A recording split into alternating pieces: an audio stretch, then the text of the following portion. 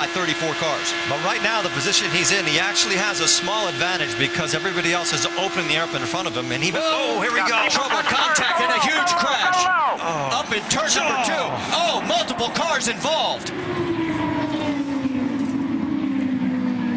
Oh, my. It looks like Dэн Wéldon may be involved in it. And Eddie, you and I spoke about this morning on the drive-in. Just this amount of cars, the speed, just the chance for what they call the big one. And what happens in conditions like that, when you're, even if you're 300 yards behind that, you cannot stop these cars. The only option you have is to try to avoid it, and it was impossible to avoid anything there. And you saw willpower. His car involved as well. My. What a mess. That's Townsend Bell that was, I think his car was up on its side there, the 22. 15 there of Jay Howard. An additional entry, excuse me, is that the 19 or 15? I can't see with the sun shining there. Some of the car is broken. They're showing that as Alex Lloyd, the 19. It is the 15 of Jay Howard. Yes. One of the cars actually flew for about 200 yards in the air. Red flag is out here at Las Vegas Motor Speedway on lap number 12. And from high above, you can see the carnage.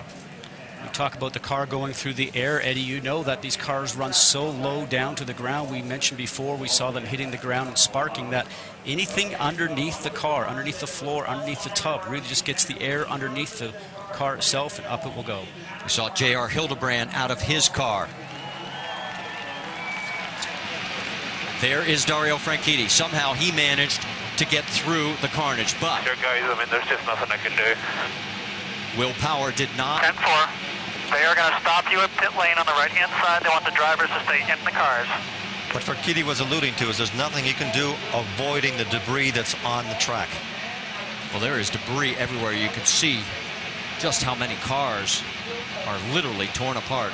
Absolutely. Okay, this is slow motion from high above. We talked about 3 or 4 wide.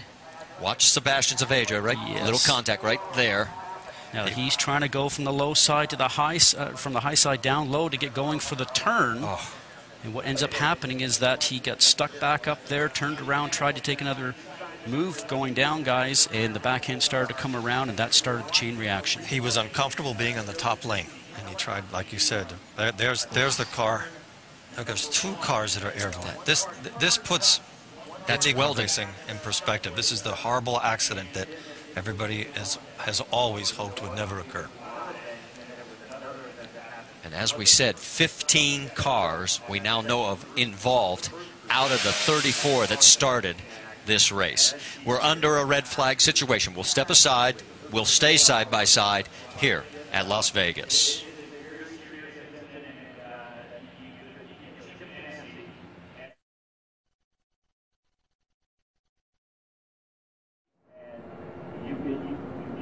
And all the action starts up front, Marty. As you know, we just mentioned it's very difficult to try and avoid it.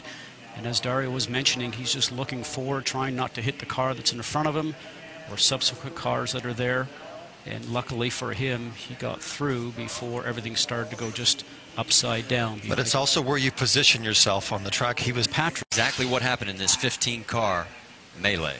And Eddie, as we know, when you're driving along at these speeds, you're going the length of a football field in less than a second. So if something happens in front of you, you can never have enough reaction time. It's impossible. You have no time to do anything. What happens maybe is just a small miscommunication between 2 drivers. Somebody spins and you have... Eddie, as you know, we talked about it a moment ago, it's just reactionary time, and you hope that there's a clear path for you to go through. Now, as we see the car starting to touch and go airborne, as a driver, you're looking for a clean hole, but sometimes when you get to that clean hole, it is then filled with other cars or debris. But for